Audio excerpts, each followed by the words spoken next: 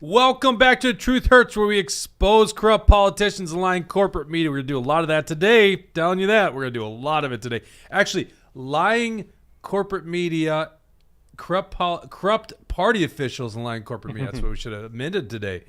We're broadcasting live from Roseville, Minnesota. I'm Jake Duesenberg, your host, joined by MAGA Jesse. What else are we going to talk about other than corrupt party officials? That's right. I mean, we're going to go into another familiar story, Otter Tail County corruption. So we're going to be talking to a few people on the ground. I'll let you introduce them when we get to it here. But yeah, Otter Tail County, there's a big scandal going on where delegates are being removed who were duly elected. Hundreds, exactly. Hundreds of delegates losing their status by a unilateral decision by Republican Party Chair David Hann. Yep, this is just blatant, open corruption, so we need to break all of that down. Also, Karin Housley takes her name off of the gun control bill, so the pressure worked. All of the people who emailed, called, and wrote her, appreciate you guys doing that because she has officially taken her name off.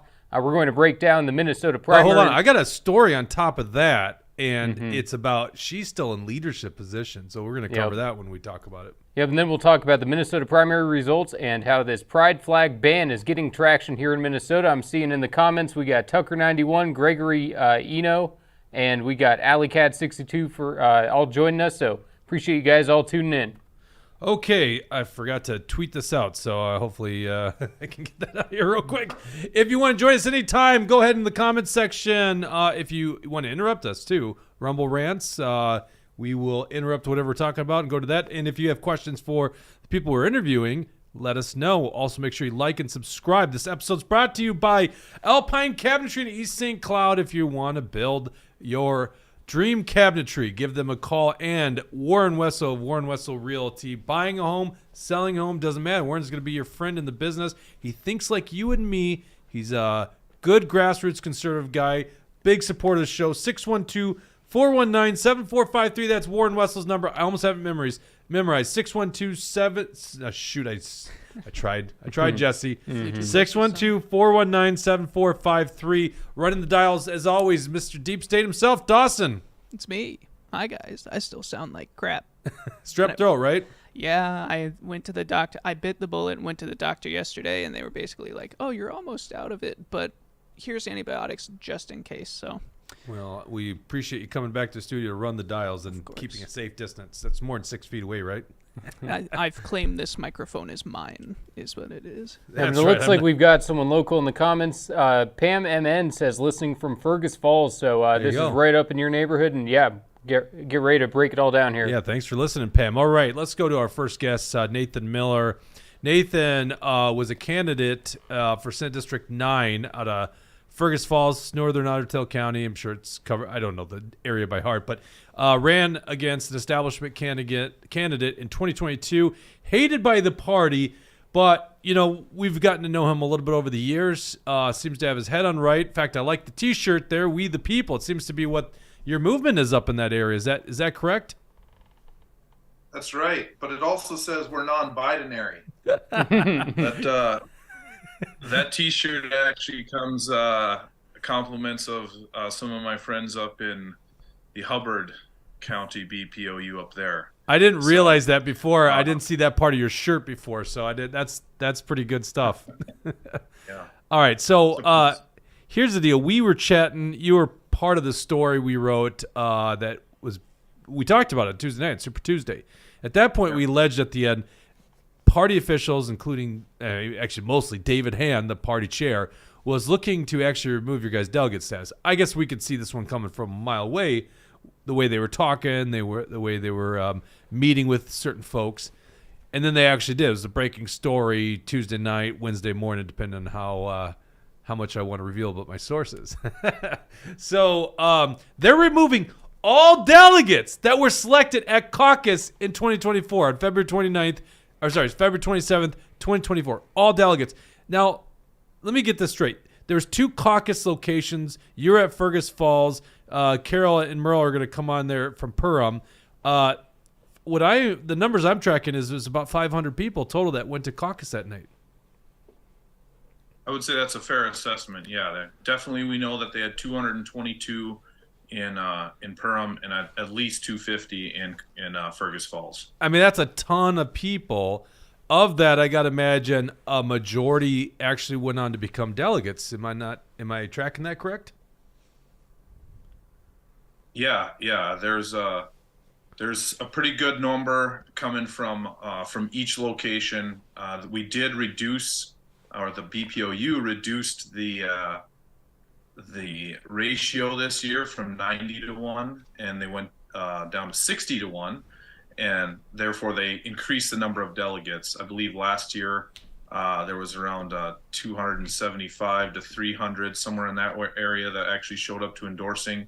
So this would have added another third. We think a whole another 100 or so potentially should have been in the group. All right. Now, if you understood what Nathan just talked about there, you're a political nerd like Jesse and me. But for most people, all you have to understand is people show up on February 27th, and they're precinct caucuses. I can't stress that enough. They are precinct caucuses. And why precinct? It's the smallest level of political organization in the country, right? A precinct is like your neighborhood, maybe the surrounding neighbors. It's a small unit. They are the ones organizing. And just imagine this. If you want to change things in politics, I don't care if it's global politics or something at city council, you got to organize, and the smallest level of organization is at that precinct. If the party is corrupt, how do you change it? You organize at the lowest level, the precinct. Absolutely. And like out here, the township ends up being the precinct, and that's just a 6 by 6 mile area of all neighbors and rural people. We had 3 delegates that we were allotted for our township, and after duly electing them, it appears that lo and behold, they're going to take away that right and resort back to the 2022 delegates who were in question because of some documentation that was found that showed 29 of those precincts had 26 names added after caucus. So we rallied a bunch of people together to show up and push out this Otter Tail County BPOU corruption, and we were successful at it. We got a lot of people there, got a lot of delegates, and when they didn't win and didn't get their way, and it didn't go the way they intended for it to go, well, what do? They go and take all 2024 delegates, that whole pool, and they kick us all out, and they're going to reinstate the 2022 delegates, who we know, at least the first third, we know have 26 names that were added to those 29 precincts, and we never got the audit on the other 62 precincts that we have been asking for, and that really this whole issue is boiled down to about the adding of delegates from the BPOU. Yeah, and I think the story behind here is you were challenging. So these are new districts, right? 2022 was the redistricting year. You're running for Senate. Their chosen guy, Jordan Rasmussen, and here at Truth Hurts, I mean, listen, we're going to tell you the truth no matter how much it hurts. So I'm not going to pull punches. I'm not going to hide names. Jordan Rasmussen is their choice for the senator. Somehow they convinced Tory Westrom to leave the district because it was actually the district he lived in. He was a sitting senator. That's an interesting story in and of itself. So they want their chosen guy to win, and so we would assume the padding of delegates, adding new ones after the fact, which is illegal. They can't do that because it says caucus delegates are determined and elected at the caucus during the caucus business. So them doing that would most likely to be helping their chosen candidate. Do I have that right? Absolutely. Yes, absolutely. There's a lot of other layers to that, but yeah, you kind of nailed it right on the head. Why would the senior senator all of a sudden be forced out or move to a different district? Well, from what we understand, it's because Jordan already had those delegates lined up in 2022, and so. I'm just looking at the comment section here. We got Tammy Berry, who was actually the person that, and we'll get to that with Merle and Carol, but became the convener because people selected her to chair the caucus in Perham. She goes, Hand's advice is, if you're unhappy, go to caucus. He said that 1 year ago. It's so funny. Go to caucus. They didn't think you guys would turn up with such huge numbers at caucus, did they? That's absolutely right. And I think a key point here is that, Jake, you said Tammy was selected, but Tammy was actually elected Tommy Miracle and Harry Miracle, they were selected by the BPOU and by the powers that be to run, or as Harry tripped up and said, rule for a minute. I've been selected to run over this caucus. Freudian slip, huh? Yeah, he said the quiet part out loud, as Biden likes to do on occasion. But it's quite shocking at how much they are willing to preach that exact message. Go to caucus, you don't like it, get elected, do these things, and then yet we do it. We get our people elected, or they just don't hold the election like they did in Fergus Falls with me and my point of inquiry and my motions that I made to attempt to have an election as the I believe I have it right here, as their very own precinct caucus script right here. And so this is what I want to cover. So I go to my precinct caucus. In fact, I'm the one convening it in Lake Elmo. We meet in the classroom as precincts. I read the script. I go through it. By the way, I welcome people to challenge me as chair and kick me out because, quite frankly, I didn't want to do it. But, no one wants to do the job. So, I'm designated to do it. And I'm glad to pass it on, especially someone new. Let them get a chance. So you guys didn't do that. You met, if I understand this right, in a massive cafeteria. So you said there was like 250 people there in a massive cafeteria. And one guy is convening for all the different precincts, and I'm guessing there's trouble hearing him. Is that correct? Oh, Jake, it was out of control. There were pillars everywhere throughout the cafeteria. The room was broken in a very awkward way. And then this Harry was the temporary convener. He was standing kind of in the center area, but the lines of sight, not everybody could see. And he had a cheap karaoke version microphone and a speaker, and it ended up resulting in people not being able to hear. At the point I attempted to, or once I made my point of inquiry and attempted to challenge this, he ended up not allowing me to take the microphone and speak to my point. And so it ended up devolving rather quickly into me attempting to, yell or be loud enough that everybody on both sides of the room could hear me. And after an attempt to get the local police there to remove anybody who is a distraction or opposing what is going on, after that failed, we kind of continued on with the business and elected chairs and our precinct officers and delegates. I'm confused. Did they not have enough money in all the lobbyists and special interest money the BPOU raises to purchase a nicer sound system? I'm confused by that. We have Diane, who's joining us from near Perham, 10 miles south. She's part of the 33 that got kicked out. North Minnesota says, hey, folks, I'm from the real northern Minnesota near Roseville. So that's what we do in the cities. We say you're up far north, but that's not that north to some people. So, Nathan, you basically, I think what this boggled down to, other than you were trying to remove their one convener, just logistically, it's like this thing is set up to fail, and it's not. And if I didn't make this clear, the establishment's running the Otter Tail County GOP, right? They're the ones in charge of the books. They're the ones convening, and this happened at both locations. One big room, one guy, bad sound system, trying to convene. I can only imagine how chaotic it is. But regardless, the precinct caucuses are supposed to be precinct level, not one huge area. And I think there's 45 precincts in the Fergus Falls area. You should be running this stuff at a precinct level at 7 o'clock at night, and that didn't happen. Correct. Yeah, there's actually 48 of us there, 48 precincts. And yeah, you're just table. It's like a cafeteria, just sitting there together. I recall in 2012 when I was down in CD3 at Coon Rapids, we started out that way, but then we broke off into separate classrooms. And that had always been my experience anytime I'd caucused before, is that you maybe start out as a body and then you go through this, go through the precinct, or sorry, go through the, you elect your convener and go through the motions there, and then they break us all up and we go and do it by precinct. Mm-hmm. Gotcha. All right. So a lot of the contention here focused on a registration form that Otter Tail County made. It didn't follow exactly what the Republican Party's form was. So you guys brought a bunch of the ones from the Republican Party Minnesota's website to print out. They had one that was basically trying to get you guys to follow some separate set of rules.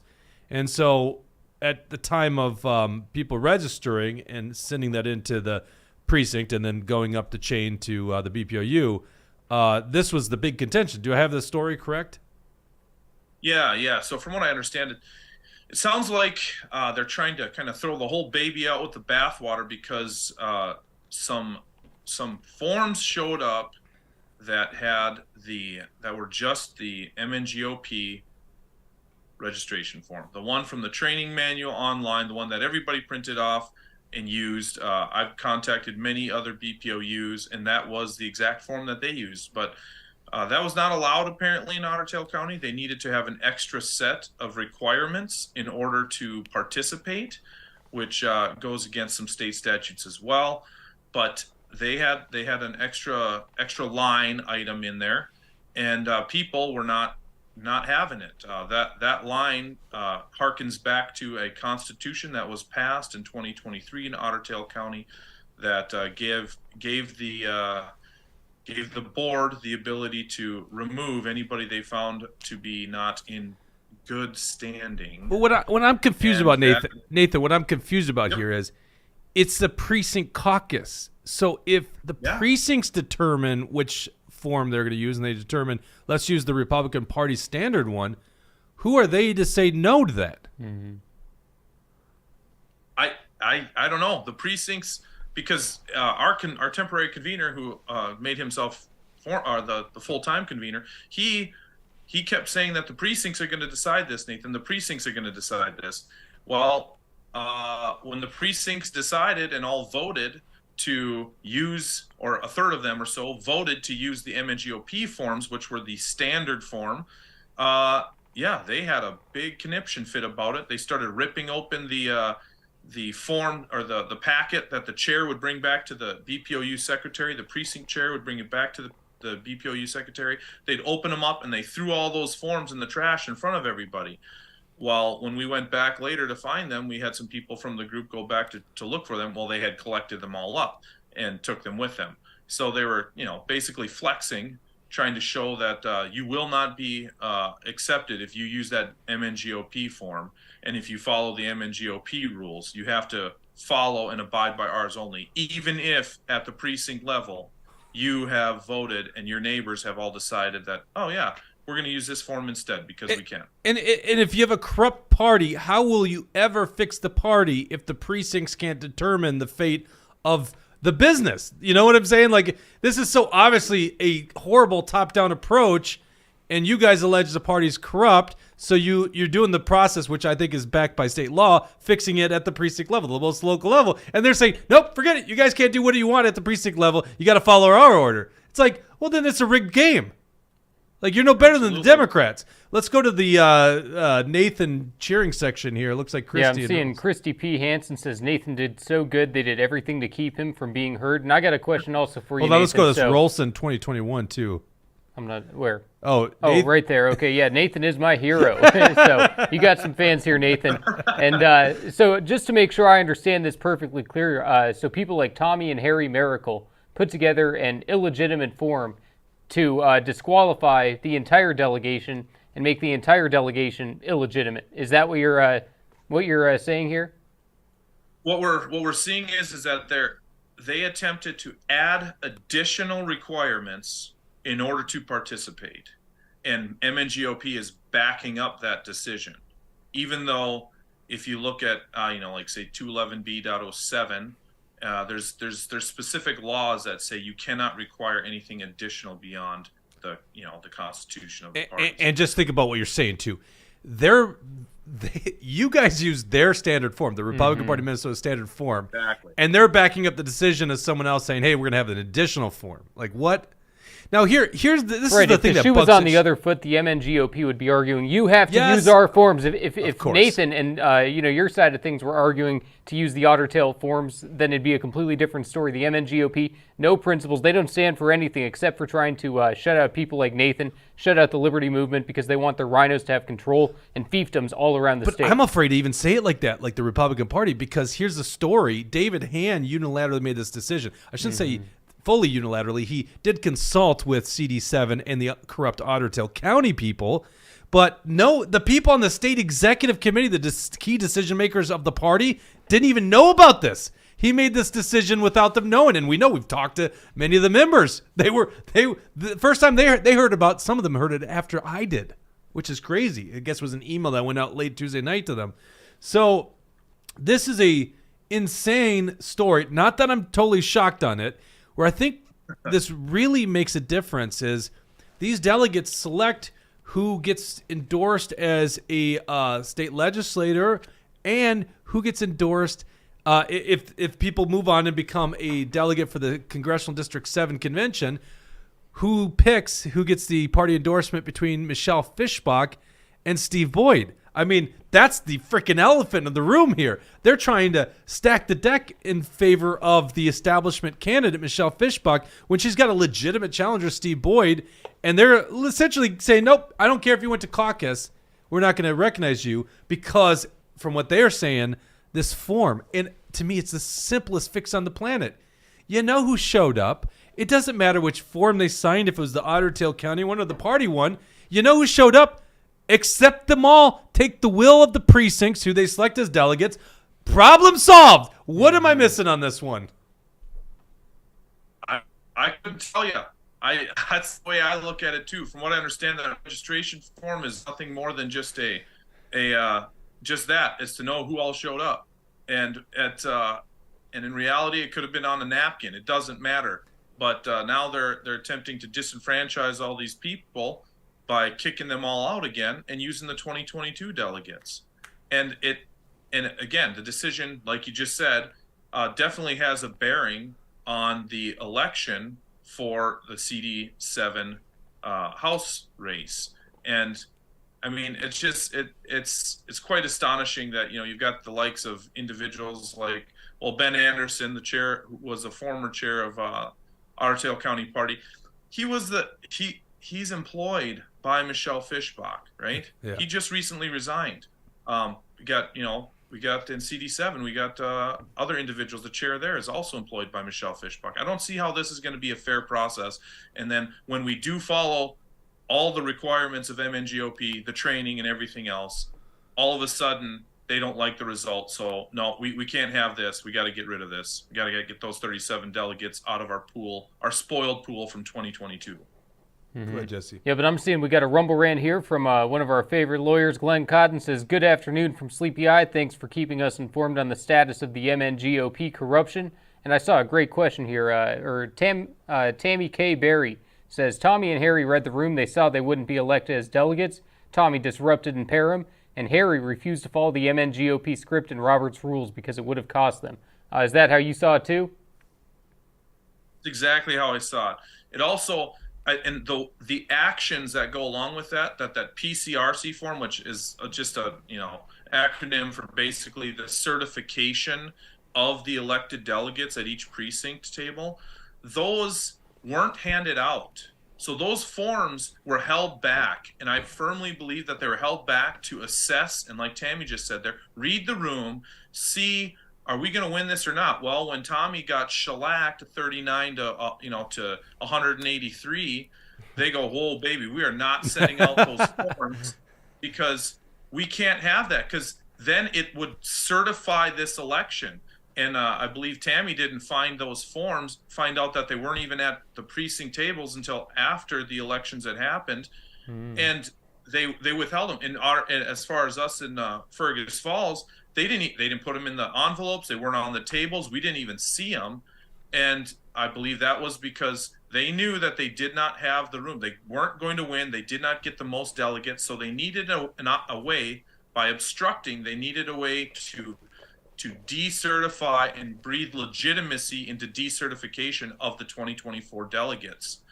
So that's I think the play. The cat's out of the bag on that. And so David Hann unilaterally decides we're not going to take the will of the people. We're just going to ignore all the people that got voted as delegate. And then he goes, we're going to take the 2022 delegates. It's like Joe Biden losing to Trump this November and going, you know what? We're just going to take the voters of 2020, not the voters of 2024. That is just so insane. Nathan, we're going to keep in touch with you. Keep up the fight. I got to go to Merle and Carol for joining us, but thank you so much for joining us today. You got it. Keep up the fight, guys. Thanks, Nathan. There you go. Merle and Carol, how you guys doing? Good. Very good. Nathan. Good. We love Nathan as well. He's a fighter. Well, we love you guys. I love chatting with you guys. God, it's probably every other week or so. Lately, it's a lot more. Unfortunately, do we not have video of them? We do. Oh, we do have video. I don't have it on my screen. Just FYI. All right. So, Merle and Carol, you guys were at the Perham location, so we got the account at Fergus Falls. Tell us what you saw happen when. Well, I guess right off the bat, you're trying to remove the chair, the selected convener, and elect your own chair. Tell us about that story. Yeah, Nathan kind of covered it, but that, like he said, somebody made a motion in order to elect a new chair, and Tommy resisted and resisted and resisted, and there was a lawyer in the room, and he quoted him the statute, which makes by law that you have to open up the floor for nomination for the permanent chair. And he argued back and forth, and finally he just threw up his hands and said, "Go ahead, we'll take a vote." And then the secretary they had appointed nominated Tommy, and there was a second in the room. And then one of the Patriots went forth and nominated Tammy, and we got a second. I think half the room or 3/4 of the room did the second after she nominated Tammy. So and then they did they were going to do a voice vote, and we said no. And then okay, everybody stand up. They did, and then as soon as everybody stood up that were voting for Tommy, I looked around and said, "We got this thing," because it was like less than a quarter of the room. Well, the number I have, and tell me if I've got this valid right. We put this in the story. I think it was like 183 to 39 in favor of Tammy Berry. I mean, that's not like you guys just squeaked out a victory. You guys overwhelmed and dominated the caucus. Yeah. So Absolutely. it should be end of story. You guys dominate. You guys, the grassroots conservatives, dominated throughout the establishment. Should be done, right there. Right. Numbers win the game, but that's not how the corrupt David Hann. That's not how he operates. We got a long story of this guy. Whether it's grassroots conservative candidates where they cut off data access, throwing out 33 duly elected delegates, the Morrison County scandal. We have got so much on this guy going up against the grassroots, and here you guys are. You overwhelm the system, and they think they got a trump card. So 183 to 39, Diane says, "Wake up, David Hann." And so then what takes place between these registration forms? Because I believe that was a contentious issue down with you guys as well. Right. So then somebody made a motion on the floor to use the MNGOP registration forms. And again, Tommy was resistant to that. Actually, he got on the phone and he was speaking to somebody on the phone. I found out later that it was Anna Matthews, the executive director of the Republican Party, trying to get them to stop because they knew what would happen if we used the right form. See, they planned this in advance, put these things on the form because they knew people with a conscience couldn't sign these things because we knew that their constitution that they wanted us to support or abide by was fraudulent in that they passed it after they kicked out the 33. Right. So they resisted. Finally, after he was on the phone 10, 15 minutes, I don't know, he brought the phone up to Tammy, our chair, and then they were able to tell us that we had to use the regular forms. So I think at our caucus, most of us did use the regular form. Some of us crossed out the portion, the bylaws of the Otter Tail County that we supported that or we agreed with that. And myself, I signed it and then I put under duress on the bottom of it. But And I laugh, but I mean, technically, that's a terrible thing. You should be able to go to precinct caucus, not under duress. Like that's the beauty of the caucus process. And don't forget that the party, the infrastructure of the party and all that stuff, they want to remove the caucus system. They literally do. They just want a straight primary. They just want to buy up all elections. The caucus is like the most grassroots thing. And and I say this because I've convened my caucus, my precinct, I think the last 3 cycles. And you know how it goes. It's like, and of course we have young William Beck now as our BPOU chair. He goes, Jake, would you do it if I can't find anyone else? I go, yeah, I'll do it. And I'm sure William really searched long and hard for somebody to convene my precinct. So I did it. And I said to everyone there, I'm like, guys, listen, this is so fun. We all live in relatively the same area. We get to actually socialize and determine the future of this party. We went to 8:20 that night. We went, past an hour, which you can do. Because it's fun. It's interesting. The party should love this. They should love the fact that people come together and talk about party business and the future of our country. They should be all on board with it. But no, they're not, because this is what challenges their authority. We got to go to Rumble Rat real quick and then come back to you guys. Oh, yeah. Let's see here. Alley Cat 62 $10 Rumble Rant says, you should have Professor David Penn on. The GOP told him they don't want more Republicans. And yeah, I know Professor David Penn very well. He's a great guy. Maybe we will have to discuss that with him, because you're right that he's been told by different GOP leaders that they don't even want new people to be coming in, and it just perfectly shows that they want their establishment people to continue to go. And I want people to understand how bad Otter Tail has been to Carol and Merle here. Could you guys tell us when the last time you guys had a public meeting for Otter Tail's GOP BPOU? That was in March of 2022 when it was a heated meeting because the grassroots confronted them about what transpired with the tampering of the delegate list. So after that meeting, that was in 2022, we haven't had any public meetings. They have the executive meeting, but it's in closed doors. So more than almost 2 years now. I want to do something here real quick. Dawson, will you pull up the article online? Let's see, line 7. That we write about David Hann taking out the delegates. And then you're going to see a hyperlink on that article. It says our article from yesterday. Because I want to go through this, the financial books of Otter Tail County. It's three paragraphs down there real quick. You can go read those comments real quick as I'm doing this, Jesse. What's that? Read those new comments. Oh, yeah. I'm seeing KJ 1967. Can Trump win Minnesota in 24? And what can we do about our state and local government in Duluth? We'll actually be getting into some of that stuff in a little bit here. And I had seen another great comment here from Christy P. Hansen that says, Hann said that he couldn't allow what happened in Perham stand because it never happened before. Yet he made this unilateral decision on how to handle it, and that's been never done before. Incredible, exactly. It's a double standard, and Diane Donnelly says it all stems back to the 2022 fraudulent caucus. They would not be transparent. That's all good information right there. I see my buddy Irv piped in, said David Hann is corrupted to the core, and I agree. I never thought that guy was going to be as bad as he is. Dawson, under the image of the blue forms, you'll see a link to the Otter Tail County's most recent campaign finance forms. Carol and Merle, have you guys looked at the 2023 data? Go to reports and data there, Dawson, and then you'll see a 2023 report. Have you guys looked at this before? Yeah, you posted it the other night. I saw it on your podcast. Well, thank you for reading my articles. Sometimes I wonder if anyone... Okay. Okay, so and just for the viewers that haven't seen this, scroll down here. It's going to show who funds this. In Otter Tail County, we're talking about a rural Republican Party unit. You got a lobbyist there. You got another lobbyist.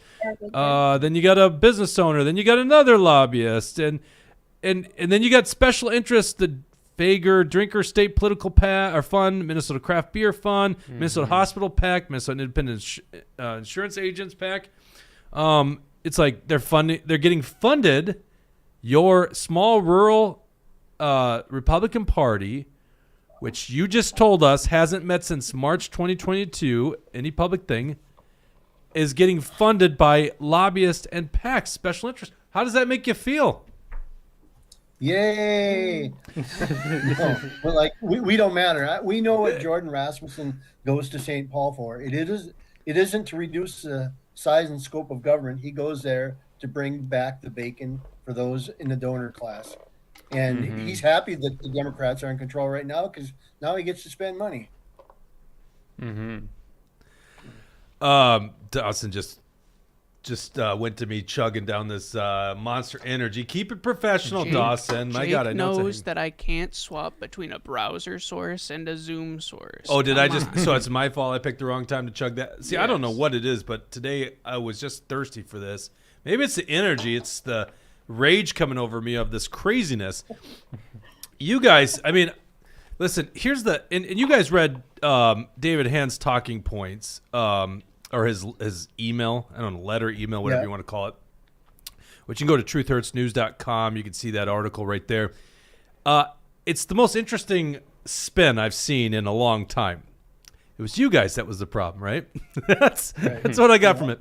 So in the Perham location, he says that the new chair, Tammy Berry, who I think is actually in the comment section still, didn't run things according to law. And so that's why they got rid of the delegates. That's the most ridiculous argument I've ever heard. Do you know how many volunteers convene caucuses that aren't trained that well, that don't understand what's going on? Everyone understands they're doing their best. So to use that argument is so stinking stupid. So he blames it on her. Then up in the location where Harry Miracle still convenes a caucus and doesn't get taken out as chair, he couldn't do his job because of people like Nathan Miller were interrupting him. I'm like, that's the most interesting spin I've ever heard. It's you. You guys are the disruptors. You guys are the ones causing the problem. All the other places in the state had friendly evening caucuses, but it was you guys that were the problem. That's the narrative. Is that, are you guys just disruptors? Is that what you're up to? You guys just George Soros funded leftist activists? Yeah. I have actually heard that. I have actually been told that. Yes. Do we still do we still have Nathan Miller on the Zoom? I didn't even know I think that. it's Look at logged that. off here. I just it's like, is God talking all of a sudden? That was. You know what? I said I didn't know we still had Nathan. I've actually once, and this is so funny because I feel like this kindred spirit, with you guys is like, we at Action for Liberty have been labeled both, I think within the same month, as George Soros funded people to disrupt the Republican Party and also Koch funded. It's like, really? Well, neither one's true, by the way. We're grassroots funded, but like both were levied at us in the same month. So are you guys just disruptors? Is that it? Do you not believe in the Republican Party platform? Yeah, we do. We do believe in the platform, but the leadership has drifted away so far from principles, which makes it impossible for us to follow them. And our sin quotation is for exposing the corruption in Otter Tail County. So now we are radicals, we're troublemakers, right-wing extremists. I mean, name it all. And I mean, I'm from another country, for my color, I've never, no one ever tell me anything, but because I'm a conservative, now I'm a white supremacist, right? So which does not make sense. I think, Carol, I've seen you at the KKK rally. I know what you're up to. I mean, come on. The narrative is you're a Trump supporter, so you can't possibly. Well, look at you got a Rumble rant from Brad Ganser. That one's seen too that precious. Brad Ganser $10 Rumble rant. Thank you very much. And he says, and now you are Brad funded, so we appreciate that, Brad. We're not George Soros funded. We're Brad Ganser funded. Exactly. Apparently, there you go. Well, that's a beautiful thing. Go ahead. Sorry. After they took the forum vote away from us, everything else that went through, it was pretty much unanimous because they just stopped. And we could tell the usual people who are grumbling and complaining and yelling and stuff, they just completely stopped because they knew they had this thing, because they knew they were outnumbered to begin with, and their plan was to steal it like they did, cancel the whole caucus thing. I actually emailed Chair Hann and asked him, I said, I chaired the Perm precinct, and in our packet, there was no PCR form and stuff like that. And he responded today. He said, thank you for your message. As my original message noted, there were many problems and discrepancies in the conduct of the caucus in Otter Tail County. I am committed to making sure we can conduct our business in a more orderly fashion going forward. Oh, God. That's the response you get. You just got you and your wife delegate status just got wiped out, and that's the best he can do. Because he thinks it's more orderly. It's more orderly if you guys aren't there, right? It's is more orderly. There you go. If you guys aren't fighting Get rid for of the freedom. disruptors. Jeez. Right. Yeah. Do people see what's going on here? I mean, seriously. I really appreciate you guys coming on because I wanted to get your guys' voice, hear it right from the people on the ground, the 2 different locations. It's establishment setting you guys up, and what they didn't count for is you guys drove there in masses. And that's obviously what we've been doing at Action for Liberty for a long time, is teaching people about going to the caucus, educating them, driving them there so they could take back their government. And when they got outmatched, then they go to this kind of corruption. I just can't imagine anyone saying the right remedy here is to just say, we're not going to recognize any of you guys. Like 500 people get off their butts, go to caucus. And wasn't it like a cold, windy night too? If I remember, I think it was a cold, windy night. Yeah. And it's like drive, and some people maybe half hour more up in that area, drive to caucus, and you are not welcomed in the party. Sorry, I was going to swear there. I've been told we need to. You know what I'm trying to say here, David Hann. All right, so now I lost my train of thought. Maybe I need to swear. I guess I have to. Dang, it's that old soldier in me. Well, you guys are going away at this point, right? You're done. You're not going to fight anymore. They've won, right? No. Okay, good. There you go. Don't give up. We got your back, Nathan. Nathan, are you still there? Did we lose Nathan? Did he drop off? Still there. Yeah. He is still there? He's muted. I'm still here. He's I'm still here. I'm listening. And you're not I'm going listening. anywhere. You're still fighting back against these assholes. Man, we gotta. There's no way we're gonna root out the corruption if we go away. They win. Amen to that. All right, guys. I really appreciate you guys coming on here. We'll stay. Oh, Nathan, you were telling me before you've gotten interview requests, a bunch of interview requests today, didn't you? Yeah. There's a lot of people looking for our side of this story because they've only really been hearing the MNGOP's version of it, and how we're the ones to blame for everything. So, But I don't think any media outlet other than us has actually reported on this yet. So yeah. So the Star Tribune, There's been a couple of local newspapers, but yeah, now all of a sudden there's some Star Tribune. Star Tribune called you. All right, good. There you go.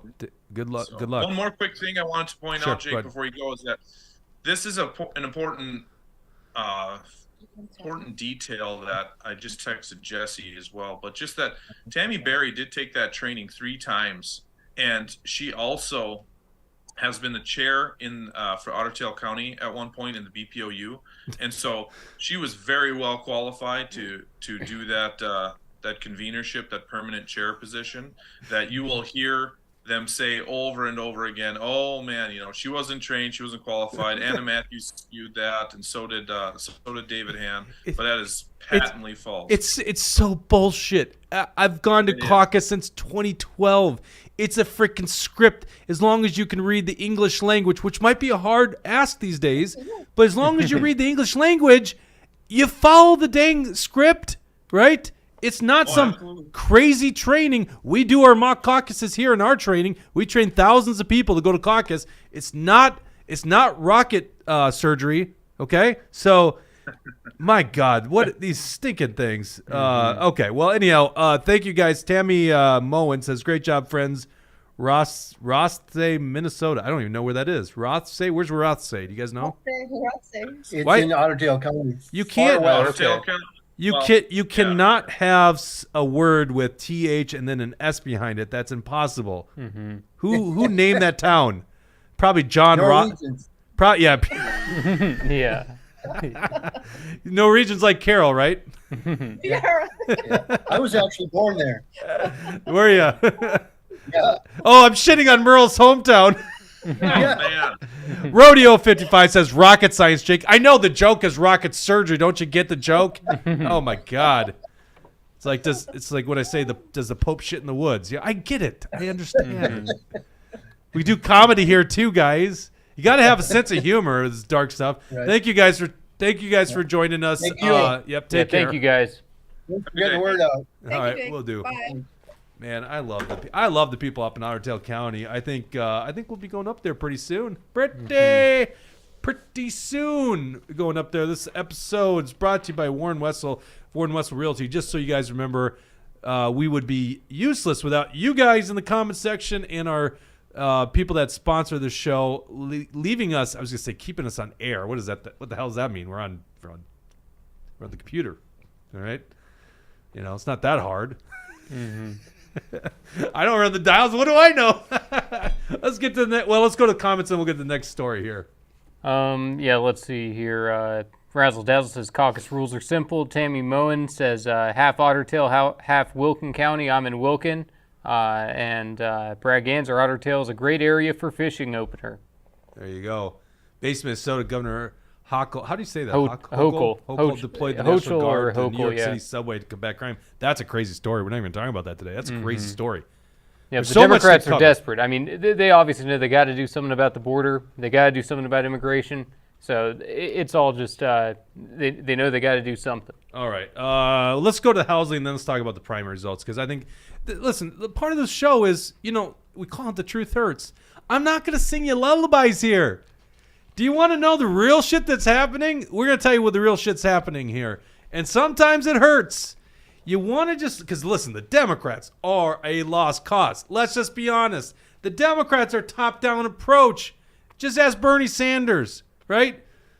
So you would think, well, then the Republicans are the opposite. So we got a good thing going with them. All you got to do is go Republican. It's like, no, the establishment hacks inside the Republican Party are just as bad, right? They're just as bad. What's different here is the grassroots of the Republican Party. And, you know, even there's leadership in the Republican Party that's great people. In fact, you know, even the average Democrat's not a bad person. We might disagree in a lot of ways that run the country, but, you know, our neighbors, our friends who just think differently than us, it's not like they're evil. Their heart's, like, in a bad place, just maybe a little guided the wrong way. What's wrong is these people that are power hungry, not just the politicians, but the party leadership. They get in these places of power and they're just protecting their friends. It's a racket. And so we need to rise up and fight against it. And that's why it's like, you know, do we bring on the Otter Tail County people to tell the story? Hell yeah, we do. You know, it's so freaking simple to me that you got to stand by these people. Like, you'll never take this country back if we allow this corruption to exist. And if you want lullabies sung to you, and I saw, you know, I don't know if Alpha News is going to cover this story, razzle dazzle, but if you want lullabies sung to you, go to some other network. We're not going to talk. We're going to tell you what you need to know, the truth here. And this next story is going to hurt some, but it's a success story. Karin Housley, a Republican senator in Stillwater, Senate District 33, got onto a bill, a very bad gun control bill. And because of you guys applying pressure, saying, what are you doing? Giving the Democrats this momentum, she actually took her name off this bill today. Scroll down here, Dawson. You can see right from the page. This is the authors, and you can see in the status on March 7th today. With a gavel at noon or 11 o'clock. I wasn't watching the session here today, Jesse, but she removed her name as an author on this awful gun control bill. It's a safe storage of firearms bill. This is what it essentially does. It requires you or prohibits you from storing a readily available self-defense weapon in your home in the name of protecting kids. But by the way, it doesn't say yet only if you have children. And by the way, there's neglect laws in place anyhow for children. It be a safe, smart gun owner. You know, if you have children, you keep firearms out of the reach of children. Every good gun owner understands that. What they're doing is this is just another way to disarm the population. It says you can't store ammunition in a firearm if you're not holding onto that firearm. It's just another way for, by the way, it's another way for politicians to get in the bedroom, right?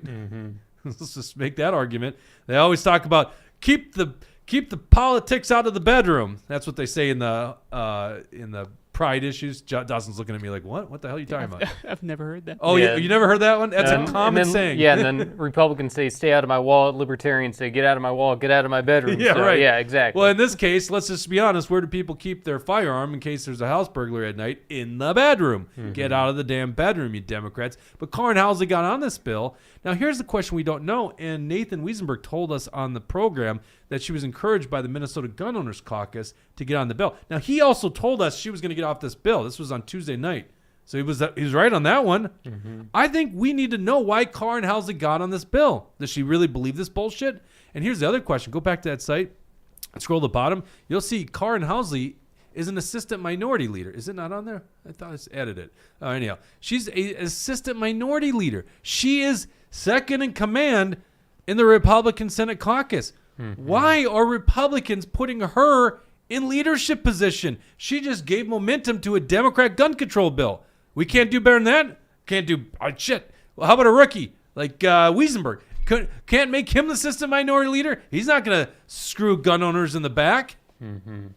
So there you go. All right. Right. The problem with a bill like that, all it does is it makes it so that you can't access your gun when you need it. You know, that's the biggest problem. You should almost never have to use a gun, you know, but it's only there for the self-defense moments when somebody's breaking into your home, threatening your life, threatening your family. Of course, that's when you need the ability to defend yourself and your property, because you can sit there and call 911, but they're not coming for another 10, 15 minutes, and then sometimes even longer, the police don't show up at all. So, you know, it is up to the citizens. And it's our absolute constitutional right and natural right to defend ourselves. God-given right, yeah. Yep. God-given right. In the other day in downtown St. Paul, there was a 911 call from a house near us.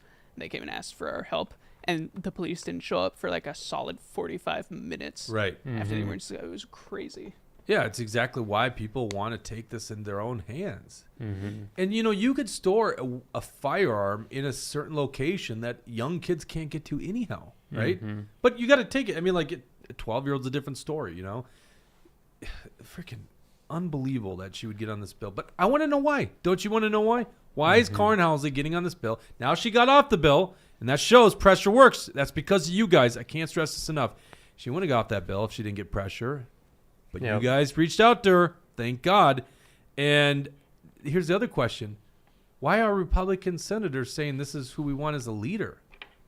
Well, that's the best we could do. Someone that literally hands the Democrats this momentum on a gun control issue. And here's the other thing that's hard to hear. Scott Jensen did the same damn thing in, 2017? He got on universal background checks. He apologized to delegates for doing that, said he made a mistake, but you know, who knows what he thinks. All right, let's move on. I just want a quick look at Karin Housley's website here for the issues page. I want to see what she actually claims to stand for on guns. Great angle, Jesse. So let's see exactly what this is here. Can you send a link to Dawson or put it in the show notes? Well, it's HousleyForSenate.com. HousleyForSenate.com. They're and I wonder if there is anything that... She probably didn't even touch the gun issue. I'd imagine probably not on this, but... Did she sign any survey? My laptop's freezing up here. Uh-oh. But yeah, Housley we need Rumble Rants to fund Jesse a new laptop, apparently. Yeah, I'm going to have to restart this bad boy. He's got to restart. Yeah, so go ahead and scroll up to issues at the top there, Dawson. Let's go ahead and check it out and see if there's anything that mentions firearms or guns or anything. Let's see here. I'm not seeing anything up there. Are you? Keep going down. Protecting our seniors. That's like a big issue. For a second, I thought that said senators, and I was like, yeah. Oh, that would be so funny. Right. Supporting the future. Not protecting our seniors with the firearm, though. Mm-hmm. Oh, no, nothing. I'm not seeing anything about she's firearms. so milquetoast, it's unbelievable. Yeah, I'm not seeing anything on there. Howling for Wolves champion for the Wolf. Wait. Holy cow. Whoa. Look at that. 2018. She's Oh, got that my up there. God. So she's against wolf hunting. Holy cow. I think we just... we just broke that story. We just broke it. Oh my God! I bet Wiesenberg doesn't know that one. Yeah. Screenshot that right now. There. Yeah, before Dawson. she takes that yeah, down. put it. Well, actually, we could just go. Yeah, back we in the can show. go back and watch it. But Jake, is understand really technology here. Yeah. She's. Oh, I kind of. Yeah, that's I the almost thing. want to. That Howling for Wolves, they're big time Democrat donors. They're big time on all the liberal radio stations and everything. So it comes as no surprise. I always knew she was a RINO. I always knew that she was a liberal deep down. But for her to be taking a stand like that and publicly be putting it on her website, it shows how clueless she is on a lot of these issues. And that relates right back to the gun thing. If she's not talking about it on her website, we know that means that she's ready to side with the Democrats. So, it's so interesting. We got to be one of the most thorough groups out there in Minnesota politics, Jesse, and it's just amazing the things that get by you. What do we got here, Tucker? Oh, yeah, we got a Rumble Rant from Tucker. $5 Rumble Rant says, here's to Jesse's laptop fund. All so right, I'll boost your pay, okay? I Just appreciate take note, that, I'm boosting Tucker. your pay for that one. Yep, I appreciate that. What's your laptop cost? $15? Yeah, I've had it for a while. I think everyone wants to see that. They wouldn't pay for that fund unless you transfer all the bumper stickers. Yeah, over. I'll have to get a bunch of new stickers for the next one, too. Oh, my God, that's so funny. Yep. Razzle dazzle, that woman's a plant, pretty much. Oh, Yeah. my God. Howling for Wolves. That is a fantastic. Have you heard the wolf conspiracy, the wolf hunting conspiracy? This is really interesting. What's that? All right. Because this is actually not just a Minnesota issue. This is an issue going nationwide right now. One of the big catalyst of it is Colorado reintroduced wolves. And it's got people up in arms because it's a big cattle state and it's the highest elk population density state. So this is, all over the Great Lakes and up the Northwest coast. Wolves are a big issue. And it's even in Canada, okay? The idea here is what the wolves will do is they will be so good because they're apex predators at removing all the cervid population, moose, elk, deer, that it'll eradicate the hunting populations. Now, this is a long game, and I'm not saying I buy into it, but the idea is it's the long game of wolves removing the population of cervids so that essentially there's no good hunting anymore left in North America, and therefore, why do people need guns? Because the argument that politicians always make is we're not taking your hunting rifles, we're not taking your hunting firearms, we're just saying the assault weapons or the weapons of war or the handguns, right? That's what they always say. But if there's no hunting needed anymore, then why do you need those firearms? I'm not saying I buy into this. I'm also not saying I can't see them doing it, okay? It's an interesting conspiracy. Karin Housley, we know, is an anti-gun person. Unless there's some other reason she got on that bill. I think we are owed an explanation. I think we're owed an explanation why the hell she is against wolf hunting. Yeah. Oh, yeah, I'd like to know it, too. And, yeah, we got Rodeo 55 Montana ranchers were almost up in arms when the wolves were reintroduced. Yep. And Brad Ganser says, Jesse, you can get a power cord on Amazon for $20. So thanks, Brad. I'll be on the lookout. Is that all you think it is a power cord issue or what? No, it's because I got a million tabs open. That's definitely the reason. The reason for the season. Oh, my God. Oh, that's so funny. The random idea question popped into my head. Are there laws for bows and arrows aren't firearms, but you can't open carry a bow and arrows, can you? I don't know if there's anything prohibiting. Yeah, I'm not from sure on open carry, a but bow and arrow. I don't think it's ever been tested, to be honest with you. When I was in high school, we had archery class, and there's shitty bows, but they probably could still hurt people. Wow. And hunters like me brought in our bows for those days. So I walked into my school with bows. And I'm not saying there wasn't a broadhead in that quiver either. When I was in high school, we weren't allowed to take our tennis rackets into the school because they were considered weapons. Oh, how the times have changed, my young one. Yeah, it made it hard to play tennis. I won't lie. Yeah, but I'm seeing Razzle Dazzle says, Senator Tina Smith responded to me with a BS canned letter after my request 2 weeks ago to delist the wolves from the endangered species list. So appreciate you putting in some effort and trying to get Tina Smith and some of these Democrats just to see the light. But they don't know what they're talking about. They don't understand the issue, so they go to groups like Howling for Wolves that fund them and then say, okay, well, we'll go with whatever you guys say. So, and I got to say this. I love wolves on the landscape. I mean, it's awesome when I go, because I go up far north all the time. I'm a big outdoorsman. It's awesome hearing wolves at night. And, it was just a couple years ago, I spotted a wolf on the Spear Hiking Trail. It was a 3-night trip, and I spotted on night number 3 with my dad backpacking. That was a fun moment, right? Because wolves are very elusive. They're hard to see, especially in the Northwoods because it's so thick. So I love having them in the landscape. It's just that you got to manage apex predators. You have to. And I have no desire to trap or kill a wolf myself. I always say this. The one that I really don't want to manage or to hunt is a fox. I have no beef with fox. But it's not like I'm against trapping fox. You have to, right? By the way, no one really is up in arms about trapping fox. They're much cuter than wolves. Man, if I ever got the chance to hunt a wolf with a bow, I would totally do that. That'd be so badass. I know of one example of a case of a guy shooting one with a bow. But you just generally don't hunt those things with a bow. It'd be so difficult. They're such good predators. I would have to do it with a bow because with a gun it would feel a little unfair. But could you imagine if you like killed it with a bow and then you're like, yeah, I get to wear that pelt now. Like, I'm a badass. That'd be so cool. Yep. Okay, I have a new goal in life. Mm-hmm. Well, do we want to get into this breakdown here? Yeah, so let's go ahead and let's get into the primary results in Minnesota. Let's do it. Yeah, so Dawson, let's go ahead and go to, what is that, line 9 here on the sheet. Because we can break down what exactly went on here in Super Tuesday for Minnesota and what the election results mean for all of the presidential primaries and everything here. So go ahead and pull that article up there, Dawson, when you got a moment. Was this graphic made by Jesse? Yes, it was. Okay. Yes, of course it was. Okay, but let's see. So breaking down the results, following the results of 15 GOP primaries during Super Tuesday, including Minnesota, Nikki Haley suspended her failed campaign. The seal of that seals the deal for Trump, and Minnesota's participation in Super Tuesday created some interesting developments and dynamics in both the Republican and the Democratic primaries.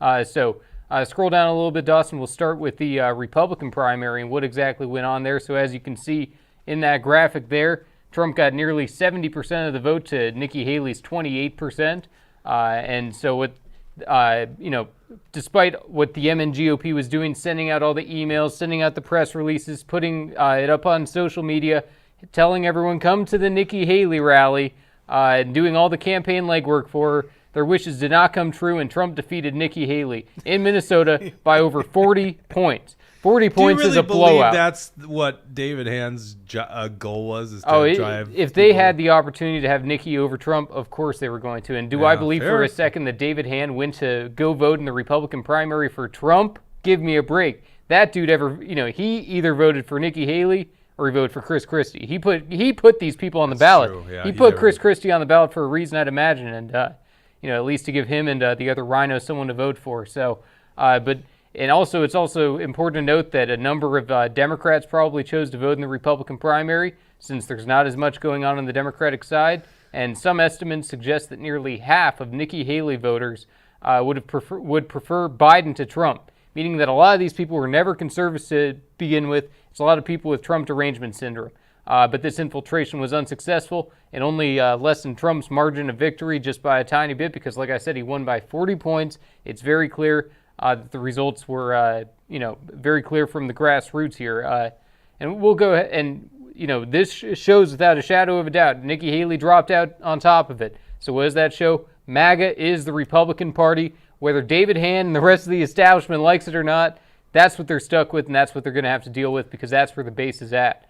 Go ahead and scroll down. Let's go to the Democratic primary because the Democrats also, like we all know, had a primary here in Minnesota for the presidential election. And up until Hawaii just happened, I think it happened yesterday, but up until Hawaii, Minnesota had the most Democrats vote uncommitted in the presidential election so far. They had nearly 20%. And when you start to add together the other people like Marianne Williamson, Dean Phillips, his home state, he got 7.5%. I mean, how embarrassing. That is not good. Dean Phillips has since dropped out, endorsed Joe Biden, which is hilarious. He's going around saying Joe Biden can't win. And then he says, now we got to make him win. And so, he had all these problems about his age, I guess. Now all of a sudden it's not a problem.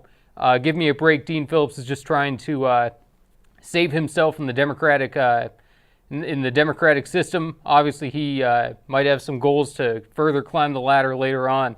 But part of the reason that uncommitted performed so well in Minnesota was because 7 Democratic state legislators endorsed the uncommitted ballot line.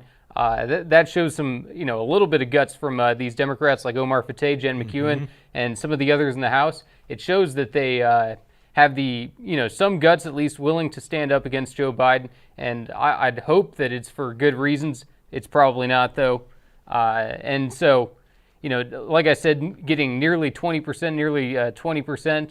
And, in Anoka County, Hennepin County, Ramsey County, and Rice County, 20 to 25% of the Democrats voted uncommitted, so nearly a quarter of the Democrats were voting for nobody, just like what happened with Nikki Haley. Think about it. This is essentially our version of none of the above. Right. People were saying that I would rather have nobody than Biden. That shows that the Democrats are abandoning him. But I don't even agree with that assessment. The uncommitted movement, it's way growing different. and growing. It's like you could understand that there's a faction in the Republican Party that really does believe a war in Israel is our war, that we need to defend Ukraine, that Iran needs to be put in its place. That is a segment of the Republican Party, right? What's the segment that's uncommitted? That's not. So people, I do think, are actually voting for Nikki Haley. I don't think it's just all a protest vote for Trump.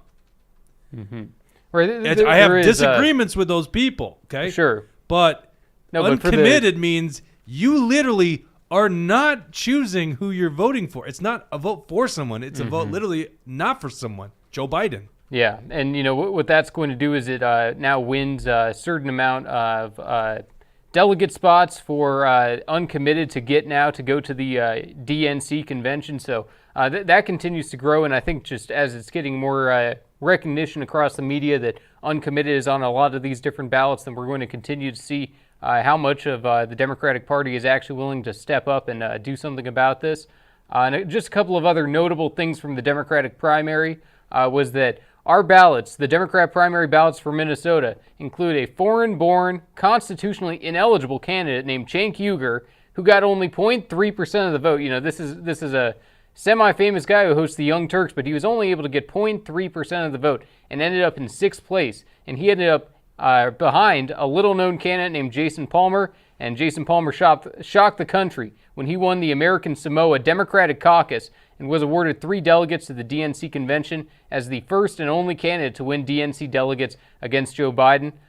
So what I'm seeing now is, we see that it was Arabs, we see it was Muslims, and we see it was young people. Those are the key demographics that were voting against Joe Biden and were voting for uncommitted. It was because they see this Gaza-Israel war as a genocide.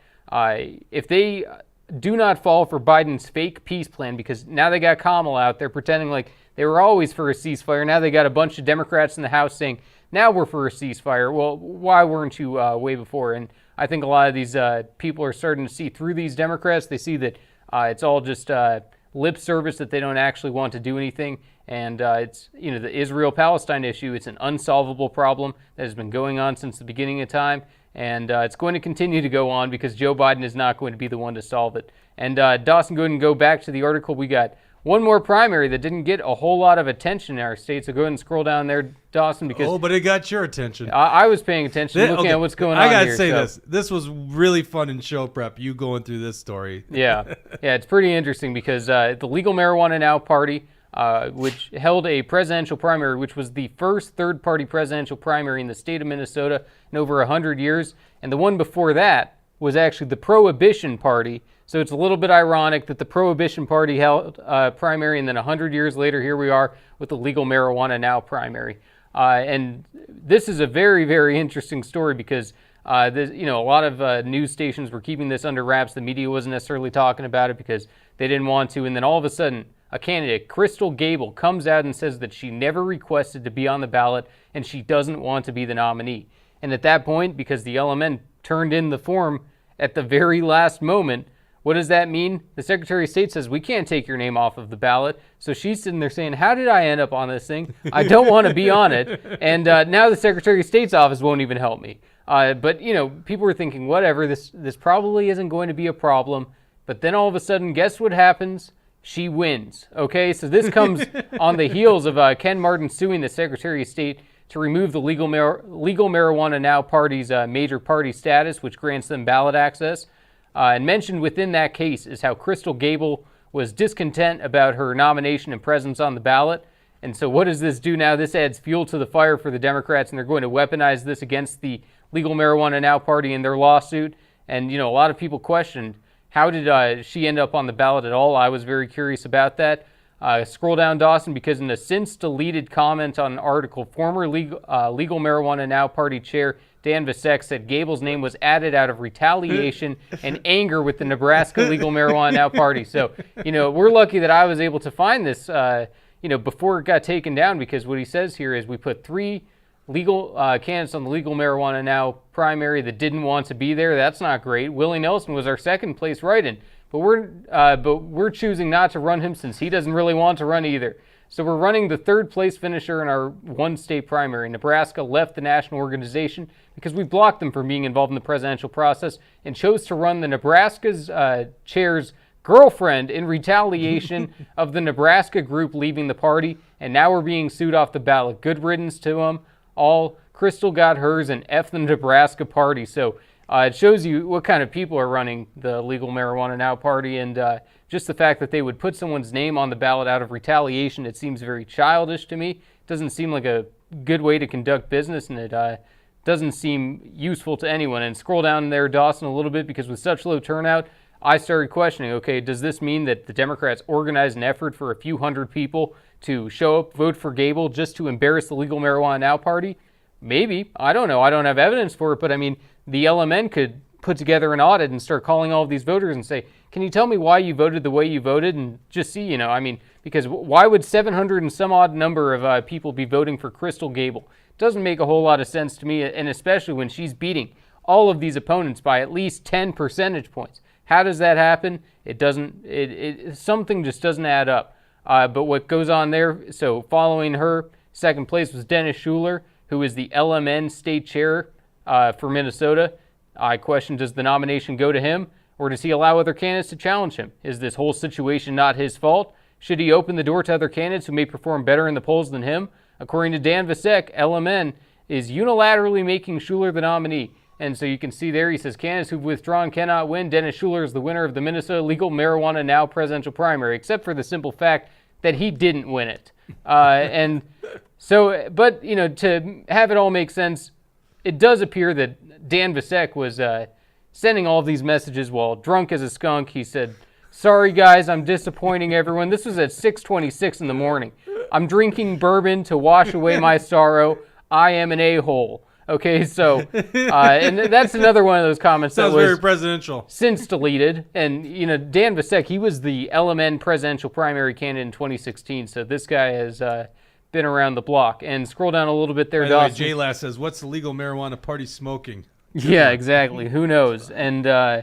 And Razzle says, non-story Jesse not useful due to low turnout. It is useful. I wasn't going to read that and one. Hold on This a is second. funny. No, it is useful because, guess what? The Legal Marijuana Now party, if the Democrat lawsuit is not successful, they're going to have a place on the ballot. So it would be irresponsible. And, if we're just looking the other way just when we think a story doesn't matter all that much, well, guess what? It could end up playing a factor on Election Day. And it equally deserves as much presence as the Republican or Democrats who held primaries, especially when those were all predetermined in essentially. But right behind Schuler is popular satirical candidate Vermin Supreme, known for wearing a boot on his head and promising free ponies for all Americans. That's your boy. And perhaps he's just a clown, or maybe he's sarcastically proving how the whole system is a joke.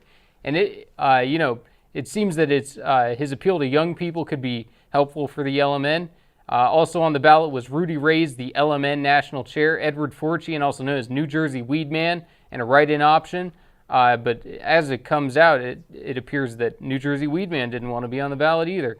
But those write-ins are still to be released. And the LMN needs to now decide who is going to be on their ballot, and additionally decide who their nominee will be, and just fight to remain on the ballot. But so in conclusion, essentially, Minnesota's a sleeper swing state. That's why I wanted to return to whoever's comment had said, can we win Minnesota? That absolutely, Minnesota can be won. It's a sleeper swing state that the Democrats are continuing to peel off away from Biden. I think some of them are going to vote third party. Some of them are going to suck it up and vote for Biden. Some of them will stay home. Some of them will stay home. Exactly. Some of them will skip. And then some of them might just say, I'm ready to give a complete middle finger to the system, right. And they may even vote for Trump. If people get pushed far enough, they're going to get to that point. Minnesota is 100% winnable. And when you look at what the Legal Marijuana Now party, and you might see some other third parties on the ballot when the general election comes about. So those are all going to play a factor.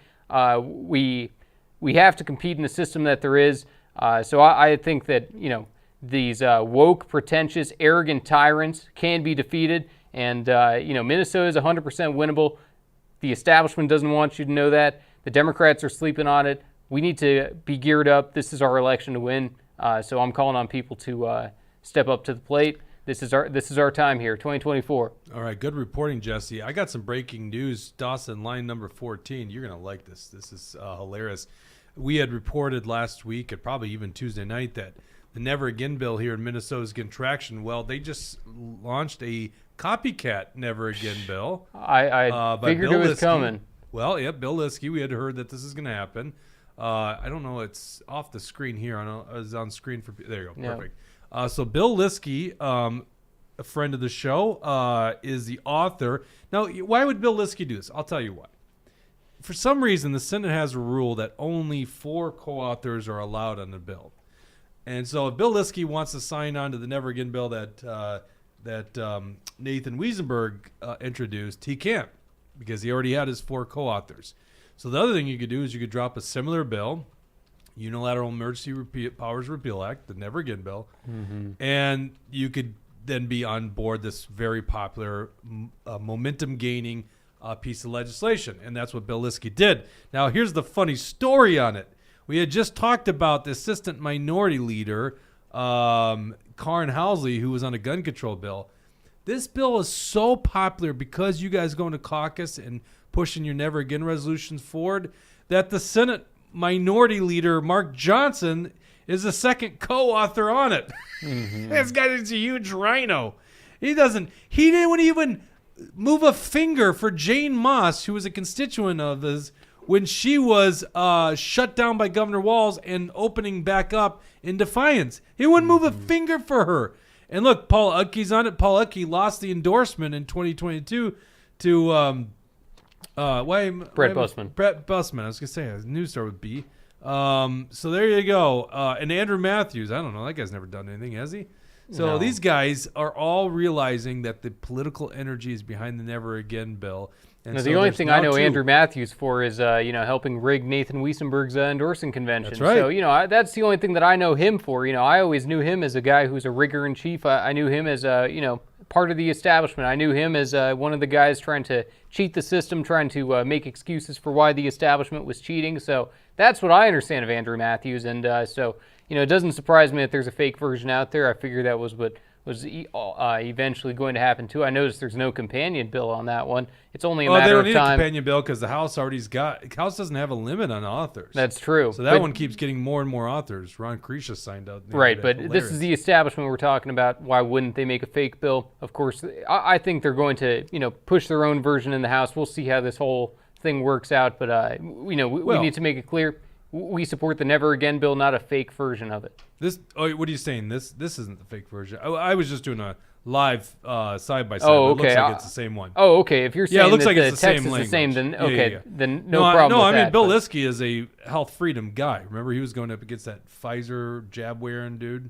I'm aware. Yeah, no, Pfizer I'm shirt aware of that. wearing But anyone can get fooled. Yeah, fair enough, but- That's the thing. He signed on to the bill with a bunch of rhinos. So I look at that and I go, that doesn't sound right to me. That doesn't Well, the way pass I the look sniff at test. it is the rhinos realize where the political energy is because what you guys do.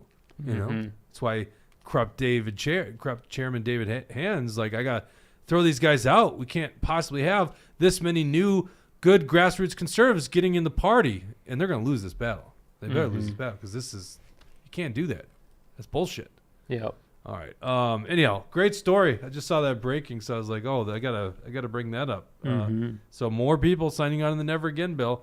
Now, signing on is the most minimal thing you can do. Okay. What we want to see is people moving the action, roll call votes, pushing it into a vote on the floor. Let the Democrats vote against it. Some Democrats might have to vote for it. But let's see you guys push this legislation forward. And by golly, if you guys take back the majority, by the way, I know the Senate's not up until 2026, but if Kelly Morrison wins Congressional District 3 seat, Dean Phillips' old seat, the Republicans technically could win back the Minnesota Senate. And everyone knows the Minnesota House is up for grabs. So they could take back control of the state government. Let's see this bill get momentum then, too. But, hey, Maybe it passes even with Democrats. There's guys like this probably can't afford to vote against the Never Again bill. Dave Lizagard, Democrat up in the Iron Range. I feel like I'm going to sneeze. That would be bad for TV. That's like on the cusp. Ugh. Yeah, I'm seeing people in the comments that are arguing about whether or not Trump can win Minnesota, and Brad Ganser says, in my opinion, I do believe there are enough voters in Minnesota for Trump to win. Our party organization is incapable of doing what is necessary to chase ballots and drive the turnout needed for a Trump victory. Billy22 says, Trump is the leading Republican candidate by a long shot. I expect MNGOP to start uniting behind Trump, and it's about time. That's what I think every single state legislator, every single state representative, and every single state senator, if they haven't endorsed Trump already, which means if their names are not Nathan Wiesenberg or Ben Davis, they need to be emailed, they need to be contacted, and they need to be told that now is the time, get in line, Trump is our nominee, and you better get on board. Well, that's Jesse's opinion, but... That's my opinion. I'll stay out of it. By the way, I got to imagine I'm voting for Trump in this cycle just because, it's another protest vote against what they're doing. But I do have issues with Trump. I'm not just going to get my blank support, Trump. You better not hire Anthony Fauci #2. Better rein in federal spending. I do think he might make a big difference when it comes to border. And by the way, he'll probably do a lot better with foreign politics, right? Well, not that the standard's really high right now. But yeah. I mean, that's the thing that I hope if Trump wins. Here's the thing: we can survive 4 years, no matter what happens with Trump. See, this is the problem. We can survive. It's going to be okay with Joe Biden. Jesse. We don't know if we can. Jesse, survive. I don't know about that. I think we become complacent when Trump gets in office. Don't think just because Trump gets elected, everything's solved. He didn't drain the swamp last time, so he started. Started. The swamp grew. The swamp grew so much they rigged an election against him. So clearly the swamp was more powerful. So, where I would say you're right. I mean, obviously Biden would be terrible.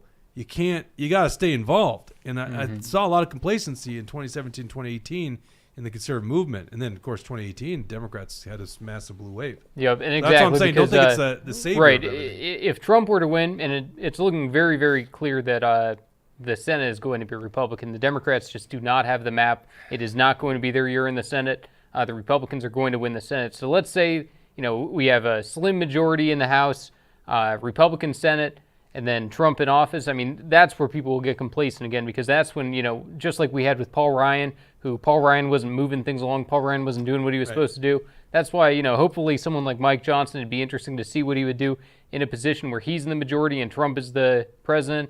But that's all speculation as of now. Yeah, like what Billy22 says is he better not hire Bill Barr, Nikki Haley, Haspel, Ray, and pretty much most of the cabinet 2.0. That's right, because he had a lot of bad people. So, yeah, he's got to stop listening to these swamp creatures. And he's a one-termer, too, so he doesn't have to do any of that.